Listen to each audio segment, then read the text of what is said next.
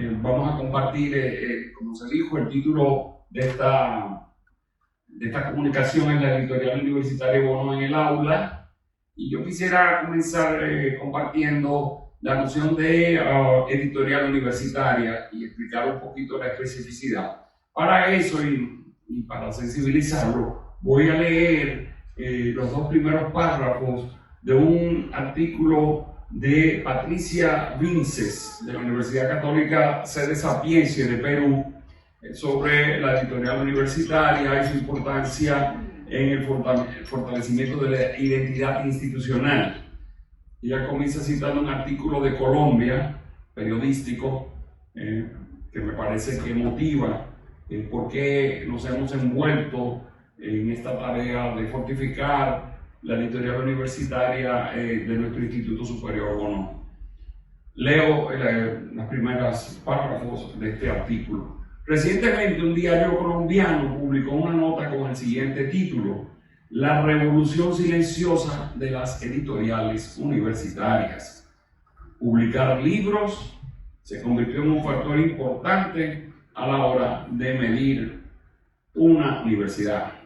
Y en ese artículo se refería, entre otros puntos, a la misión de una editorial universitaria y a su contribución más allá del edificio que la alberga, en cuanto, dice la noticia, cita, tiene la misión de cumplir un servicio público que casi nadie más haría: publicar investigación, ensayos o trabajos doctorales que hacen muchas veces avanzar las sociedades en múltiples aspectos, o, como es el caso del pensamiento académico, que permiten a un país repensarse a sí mismo. Como la búsqueda no implica afanes de lucro, pueden editar aquello que pocos editarían. Termina la cita. Yo creo que esta cita, como ven, cuando encontré este artículo navegando, buscando material para profundizar en nuestra misión, me sentí muy identificado y subrayo dos aspectos que están aquí señalados en esta cita de este periodista colombiano. Bueno, la noción de silencioso se refiere que muchas discusiones interesantes de formación, etcétera, según el artículo sigue, no lo voy a leer más, se dan en los pasillos, y que es importante que muchas discusiones relevantes que nos ayudan a repensarnos deben registrarse y quedar impresas, ¿no?, para que sean material de discusión ulterior. Entonces, las dos ideas que quiero señalar de esta cita que acabo de hacer, de este artículo, son las dos siguientes. La primera, la más evidente, es que una editorial universitaria no es un negocio. Hay un chiste que de lo que hemos trabajado en animación sociocultural, dicen que hay muchas organizaciones que son sin fines de lucro, pero tampoco son con fines de quiebra o con fines de déficit, ¿no? Eso es muy importante. Es decir, no podemos negociar, no podemos aspirar a que se convierta en un negocio y niegue en muchos sentidos, en muchos aspectos, la misión misma que se ha dado, pero por otro lado está siempre el desafío de la sostenibilidad económica, y por eso se dice que tampoco es sin ánimos de quiebre, ¿no?, o de déficit. Y ese es uno de los grandes aspectos. Ahora bien, segundo aspecto, el hecho de que el objetivo primario de una editorial universitaria no es hacer negocio, permite, como muy bien dice la cita, publicar cosas que nadie publicaría, porque normalmente son o bien un tipo de ideas que no son para el gran público, que es para un público más especializado, o bien por su grado de criticidad no son bien recibidas por las personas que suelen financiar, ¿no?, las grandes publicaciones o las publicaciones de lujo, ¿no? En términos, por ejemplo, que ya volveremos sobre eso, en términos de historia, por ejemplo, normalmente si usted ve una edición de un libro de historia muy lujosa, muy completa, usted puede estar seguro que se trata de un libro de historia que se dice oficial. Es decir, un libro de historia crítica no va a ser publicado por un banco o por un gran grupo financiero, ¿no?, o un grupo rico, ¿no? tienden a publicar cosas que le convienen a los negocios, ¿no?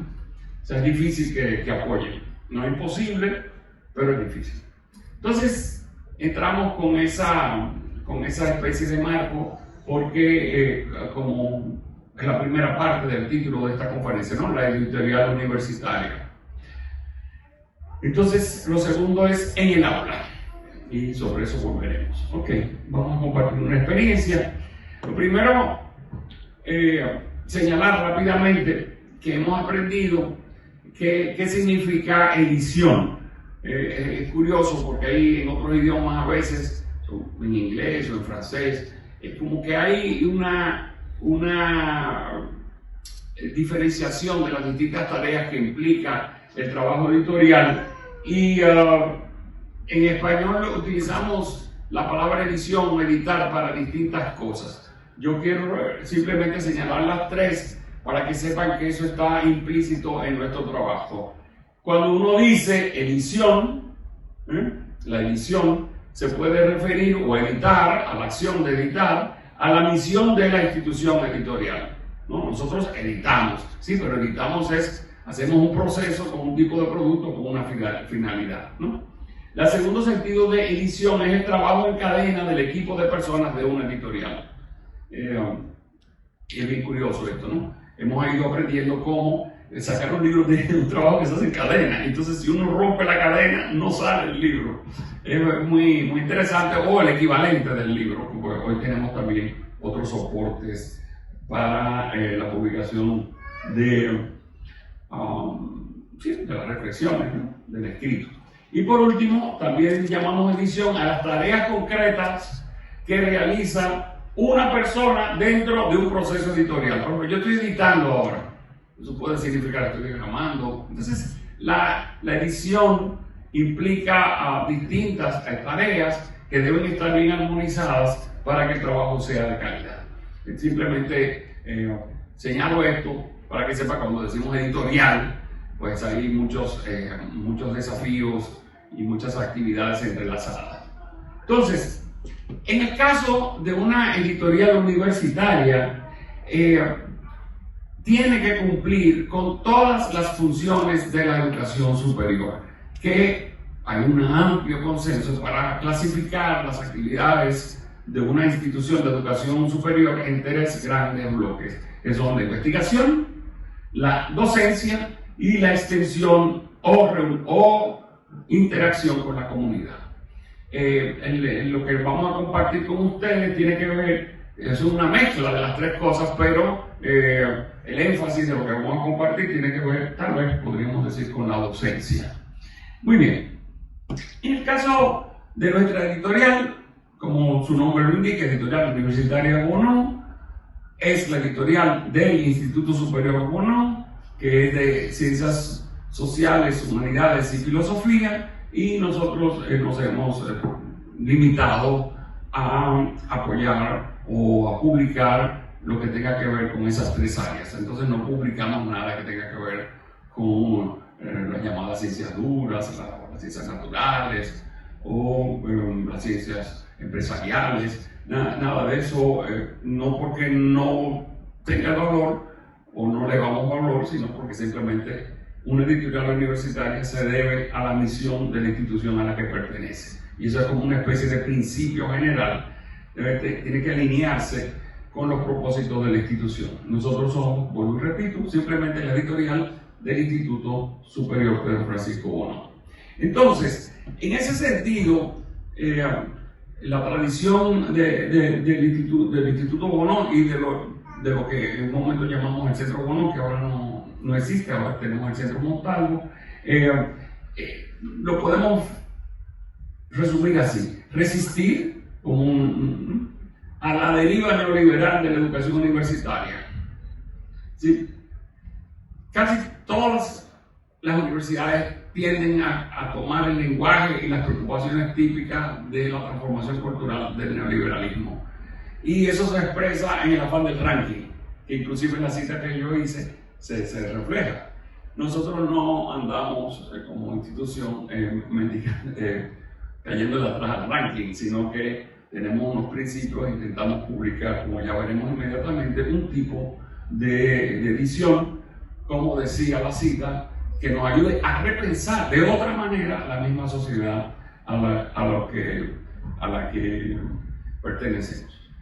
Ahora bien, si bien el neoliberalismo y el mundo capitalista se caracteriza por la competencia y por estar siempre mejorando en comparación con el otro, que es lo que lleva a lo del ranking, sin embargo, nosotros no queremos pactar con la mediocridad, y sobre esto volveré. Nuestras publicaciones, creo que tenemos el orgullo de decir que están bien hechas, es decir, inclusive desde su materialidad, su calidad, procuramos que sea de mucha solidez, ¿no? De mucha estética. Hace 3 años, o 2 años, tenemos el nuevo logo nuestro, que evoca la pertenencia a la institución con una especie de libros acostados, ¿no? Y esta descripción es la que está en nuestra red de Instagram, en nuestro espacio de Instagram, en la editorial Bono. La ECUP es la instancia encargada de la labor editorial del Instituto Bono, decimos ahí el nombre completo. Las publicaciones que se proponen en este proyecto descansan en la inclusión y la diversidad para el entendimiento pleno de la identidad dominicana, como lo asume el Instituto Superior Bono desde sus inicios, rechazando en todo momento los prejuicios de clase, raza, género, edad o religión. Ustedes van a ver como, por ejemplo, ciertos discursos de la dominicanidad son como reacios a la diversidad y marcados de cierta xenofobia. ¿Cuáles son nuestras colecciones? Entonces voy a pasear. La primera colección que inauguró la editorial se llama Pensamiento y Vida, y básicamente la hemos ido especializando en cosas que tengan que ver, en temáticas, que tengan que ver con las humanidades y el diálogo con el pensamiento cristiano, más o menos. Y originalmente era la única colección que teníamos, y por eso hay varios libros que ya pertenecen a esa colección que hoy colocaríamos en la tercera que vamos a ver. Entonces esta es la primera, y este es el libro que inauguró esa colección bajo nuestra responsabilidad, porque ya había, con Ediciones MSC, que es nuestro socio, ya había 2 números que lo antecedían, y curiosamente ya creo que se nos ha agotado la segunda edición ahora en la feria. O sea que hemos tenido buena acogida.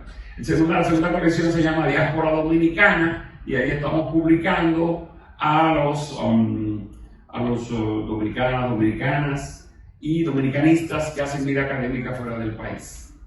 Y el libro emblemático reeditamos, y con un ensayo complementario, un clásico del siglo XX del pensamiento dominicano, que es El Retorno de las Yolas, de Silvio Torres Sayanes. Aquí, con ese es el número 1, y ya vamos por el número 7 de esta colección. Vamos publicando ese tipo de literatura que normalmente hasta ahora o hemos traducido básicamente del inglés, que no suele tener acceso el lector en el territorio dominicano, a pesar de que las temáticas son dominicanas. Bueno, esta colección, Ensayos Bono, que la teníamos planificada desde el año pasado, pero que comenzó este año en el mes de mayo, y con el primer ejemplar que está ahí proyectado, de Ingrid Luciano. El título es Prostitutas, entre comillas, ya explicaré las comillas, una ventana a la dramaturgia dominicana, 1957-2021. Es la tesis de maestría de Ingrid Luciano, hecha en Argentina, pero cuando nos llegó el manuscrito, porque nos invitó a participar de la defensa, vimos la importancia de que fuera conocido, que se publicara, como leímos en la introducción, en el artículo introductorio que leí, ¿no? La editorial universitaria busca trabajos de tesis, etcétera, que de otra manera no se publicarían, pero que están ofreciendo otra manera. Ese libro se lo recomiendo, y también ha tenido buena aceptación ahora en esta feria del libro. Hemos vendido bastante bien. De hecho, sea de paso, volviendo a lo que dije de que no somos con fines de lucro, pero tampoco con ánimos de quiebra, yo digo vendimos porque estamos vendiendo. Pero déjenme decirles que los precios nuestros, modestia aparte, son súper asequibles, son mucho más baratos, en torno, calculo yo, más o menos a la mitad del precio de un libro de esa calidad. Calculo que más o menos, ¿no? Entonces, en este libro, las comillas que le decía, prostitutas, es porque el libro problematiza cómo aparece en la escritura, en los guiones de la dramaturgia dominicana. Ella revisó fue prácticamente exhaustiva, cómo aparecen las mujeres, cómo aparece sexualizada las mujeres en la dramaturgia dominicana. Y eso, como dice el prólogo escrito por ella, y después lo pusimos en la contratapa del libro, pues el libro nace de una rabia porque las mujeres dominicanas que van a Argentina son tratadas automáticamente como prostitutas. Entonces eso nació de una rabia, que así lo explica Ingrid muy bien en el libro. El libro es muy agradable de leer y es técnicamente muy bien construido. Fue acompañado, eso es otra tarea de una editorial universitaria, se evalúa el libro, se le asigna a una persona que lo acompaña y se va corrigiendo el texto para que sea más, no solamente más legible, sino que considere otros aspectos que el autor en cuestión lo consideró. Bueno, esto vamos por el número 3 de esta colección. Después viene Pedagógica Bonó, que ya tenemos dos números, comenzó también este año en esa colección y se va a especializar, o se está especializada en estudios asociados a la educación dominicana, que es otra área de trabajo que está privilegiando el bono. El primer libro, que aquí lo tengo y que lo voy a hacer referencia dentro de un rato, como una experiencia, es de la Escuela Violenta a la Convivencia Democrática, que es un libro muy curioso porque es un libro escrito en colaboración con docentes de unos talleres que se organizaron, reflexionando biográficamente sobre la violencia o la experiencia de violencia en la escuela y cómo construir un espacio de paz. El coordinador de este libro, que está sentado por ahí, Prudencio Piña, un compañero, un colega del Bono. Sobre ese libro haremos un comentario dentro de poco. La otra colección es los manuales Bono, perdón, eché para atrás.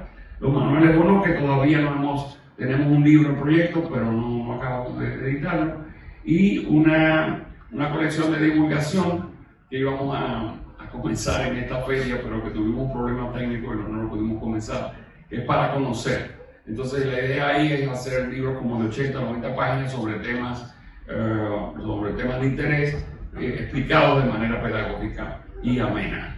Esa es la totalidad. También tenemos, como todas las editoriales, unos libros que se llaman fuera de colección, es decir, que no corresponden a las descripciones y objetivos de las colecciones antes mencionadas. Y el primero que sacamos fue Memorias del Siglo, que es una serie de entrevistas de Ana Mitiladora sobre personajes del siglo XX. Después, un libro muy simpático de anécdotas de Santiago, la ciudad del corazón, básicamente de Santiago. Después hay un libro provocativo sobre la crítica literaria dominicana que se llama 6 ensayos en busca de nuestra desmitificación, de Fernando Valero Orguín, que es miembro también del consejo editorial. Y por último, que fuera de la colección, el último que sacamos fue Historia de un sueño importado, una revisión bien bonita, muy larga que se me quedó, de José Luis Sáez, es una historia del cine. Ese libro, inclusive la tercera edición fue editada por una feria del libro, pero siempre sacaría el mismo texto. Entonces le pedimos a Sáez que completara, entonces llega hasta 2020 y rehicimos el texto, lo limpiamos y le pusimos mucho más fotos y lo sacamos en un formato que le llaman Coffee Table Book, ¿no? Que es un formato cuadrado que se supone que es para ponerlo en una mesa para que se vea y sea más agradable. Bueno, vamos llegando al tema, o llegamos al tema de esta que nos convoca, que es la llamada experiencia en el aula, la editorial Bono, experiencia en el aula. Y quiero comenzar, que es la que le voy a dedicar más tiempo. Son 4 ejemplos que voy a poner, pero la que más tiempo le voy a dedicar es a la primera, y esta simplemente, y fue la que nos iluminó para ver la importancia. Acuérdense, ¿no? Que como editorial universitaria tiene que seguir los pasos de o los pasos, los objetivos de la institución de educación superior a la que pertenece la editorial. Y que toda institución de educación superior tiene la dimensión, ¿no? Investigación, docencia e interacción con la comunidad. Bueno, digamos que esta actividad cumple, sobre todo con la segunda y la tercera, docencia e investigación, e interacción con la comunidad, y parcialmente por el contenido con la primera, ofrecer una investigación distinta, etc. Entonces, la primera experiencia que tuvimos fue con estudiantes de la UAS a iniciativa del profesor Juan Miguel Pérez. Él me corrigió, yo pongo ahí que cuando preparé este apoyo visual, esta presentación visual, yo puse que eran estudiantes de la asignatura de Introducción a las Ciencias Sociales, pero no, son estudiantes de distintas carreras de la salud que tienen una materia que se llama intervención comunitaria. Y entonces, Juan Miguel, como docente, ha propuesto esa asignatura como una reflexión del estudiantado. Entonces, él eligió el libro La otra cara de la pobreza de Jorge Cela, que hicimos, que falleció hace 2 años, y que hicimos una segunda edición mucho más ampliada. Aquí tengo el libro, y mucho más ampliada. Y él utilizó ese libro para hacer lo que él llama el puente entre la experiencia intuida y la experiencia reflexionada. Me explico. Estoy explicando un poco el método pedagógico no utilizado por el profesor para utilizar ese libro en el aula. El material fundamental del curso es la vida misma de los estudiantes universitarios de nuestra Universidad Autónoma, que la mayoría son de extracción popular. Entonces tienes lo que en filosofía se llamaría el mundo de la vida, es un mundo vivido, ¿no? Es un mundo vivido. Y ese mundo vivido lo tiene como un material fundamental, pero ese material fundamental nunca entra. Normalmente los libros que se utilizan en nuestras docencias son libros escritos fuera, ¿no? Son libros y cosas hechas con experiencias de otros sitios. Y normalmente nosotros, yo me he hecho mi mea culpa aquí, los docentes normalmente contamos poco con la experiencia del estudiantado como parte de la reflexión. Entonces, Juan Miguel, que tiene una sensibilidad más, entiendo yo, más completa del acto educativo. Entonces, como científico social, formado en sociología sobre todo, intenta que esa experiencia transite hacia una reflexión. Entonces, ¿dónde se coloca el libro? El libro le ofrece, este libro, La otra cara de la pobreza, un marco conceptual para hacer ese tránsito. Es decir, para que lo que ha vivido el estudiante se convierta en una reflexión crítica, en una toma de distancia. Y eso es lo que le ofrece el libro. Entonces, vamos a decir, acabo de hacer algo así como el comentario didáctico o pedagógico.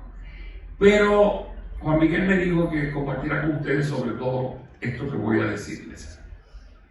Dice que la experiencia que tuvieron los muchachos al recibir el libro y a nosotros poner el libro a precio de costo fue una experiencia distinta, porque la mayoría de los estudiantes universitarios nuestros lo que leen son pedazos de fotocopias o cosas sacadas a toda carrera de internet.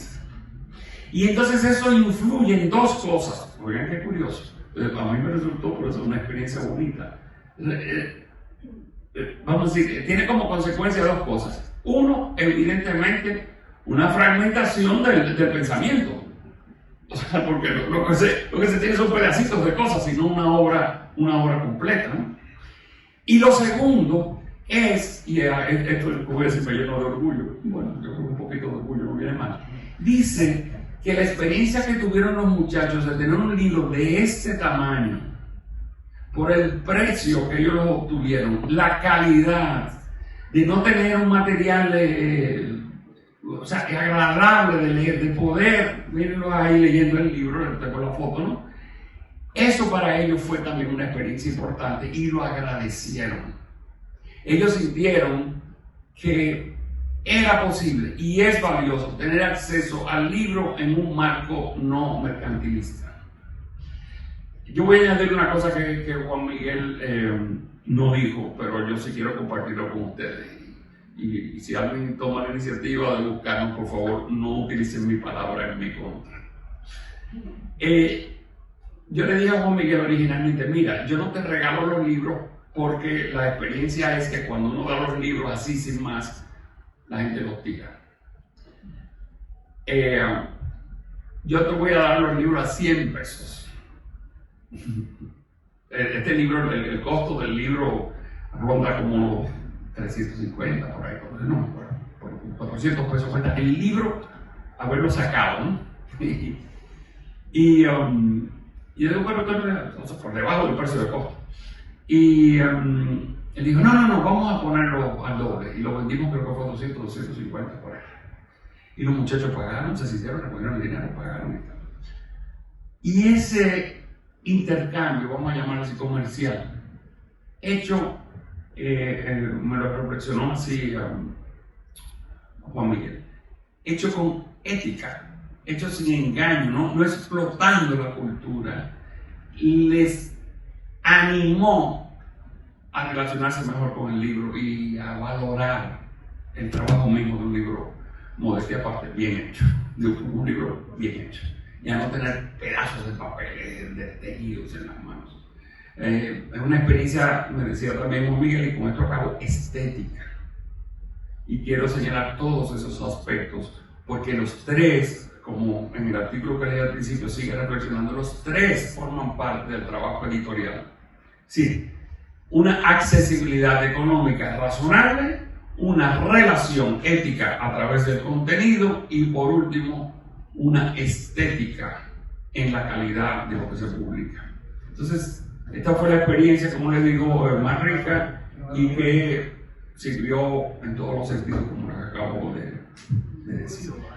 La segunda experiencia que tuvimos fue precisamente con el libro, por eso les decía, con el libro de la escuela violenta a la convivencia democrática, y fue muy bonito porque fue con docentes de la familia lasallista en Santiago de los Caballeros, donde docentes de distintas escuelas trabajaron en unos talleres y leyendo las historias de vida que están en este libro, reflexionaron sobre cómo mejorar y cómo enfrentar de modo, vamos a decir, más integral los temas de violencia escolar. Acuérdense que la violencia escolar es uno de los temas recurrentes en las noticias, etc. Pero, no sé si es injusto lo que voy a decir, pero pocas reflexiones y pocos recursos intentan ponerle el cascabel al gato, como dice el refrán. Entonces, me parece importante que en esta experiencia haya servido un libro muy curioso, que la escritura de docentes iguales, llevadas y corregidas por una persona que facilitó el taller y que después corrigió el estilo, etcétera, que mejoró un poco el texto, organizados, sirve a otros docentes para construir una escuela más democrática. Me parece que esta experiencia es una experiencia original, no sé si hay gente que sepamos que yo de la educación dominicana, pero es fundamental esta experiencia. La tercera, la tercera esa la animé yo junto con Quisqueya Lora, otra vez en la Universidad del Estado, fue sobre la historia dominicana y ahí trabajamos sobre todo sobre el tema de la escritura de la historia. Ahí trabajamos que fue citado en mi presentación, con mi libro Los Espejos de Duarte, y yo expliqué un poco el problema de cómo se escribe, cómo son los problemas de la escritura, de la historia, y también hicimos referencia a quien ha marcado más o que originó en el suelo dominicano la reflexión sobre lo que se llama la historia dominicana como drama. Acuérdense, si se pasan un poco en su mente, que la historia que le enseñaron en la escuela, acuérdense, y fuimos abandonados, y las familias se fueron, y no sé qué, y siempre una llevadera. Entonces la misma escritura de la historia dominicana está escrita como con un gran lloro, por así decir. Bueno, el que más ha llamado la atención sobre eso y sobre todo cómo el lloro demanda figuras providenciales que llegan a traer los grandes cambios, a salvarnos, es Pedro, el gran historiador puertorriqueño Pedro San Miguel. Y ese es el libro que está ahí proyectado, La Isla Imaginada, que les recomiendo que lo compren. Hicimos la tercera edición de La Isla Imaginada y le pedimos, y él aceptó, a Pedro San Miguel que escribiera, bueno, reescribió la introducción y escribió sobre todo un postfacio donde él vuelve sobre cómo ese libro ha sido acogido, porque ese libro fue publicado originalmente en 1995, si mi memoria no me traiciona. El prólogo del libro nuevo también, que hace un recuento de cómo ese libro ha impactado al pensamiento dominicano, es de Raimundo González. Sinceramente, les insisto, vayan a nuestro módulo y compren ese libro porque vale la pena. En cuanto al tema que nos ocupa, ¿no?, de la experiencia de la editorial en el aula como servicio a la comunidad, en este caso la Universidad del Estado, pues bien, fue en la maestría de historia y las personas quedaron súper agradecidas. Igual, llevamos los libros, los pusimos a precio de costo y estaban súper agradecidos de tener libros de calidad y tener acceso a publicaciones que normalmente se silencian. Y la última experiencia, voy acabando, fue la última que tuve hace 2 meses apenas, fue en la Universidad OIM, que un profesor amigo me invitó a hablar sobre mi libro Los Espejos de Duarte, pero con énfasis al tema literario. Es decir, vuelvo a la idea, ¿no?, de Pedro San Miguel, de que también la escritura de la historia, ¿no?, cuando uno lee, y llegó, bueno, me pongo el ejemplo que toditos conocemos, ¿no?, y esa noche en que todo el mundo temblaba de miedo y no sé qué, Mella con un arrojo trinó el trabucazo al aire y tal. Entonces, eso es literatura, ¿no? O sea, es un recurso literario, un efecto dramático, ¿no? Entonces, pongo ese ejemplo, pero los recursos que yo explico, inspirados en Michel de Certeau, son más amplios, es decir, son más complejos, no sé cómo decir. Entonces, nada, eso fue una experiencia también de proyectar los trabajos de la editorial, en este caso en una universidad privada más popular. Bueno, yo les agradezco su presencia aquí y estamos a las órdenes si se hace alguna pregunta. Nada, muchas gracias. Okay.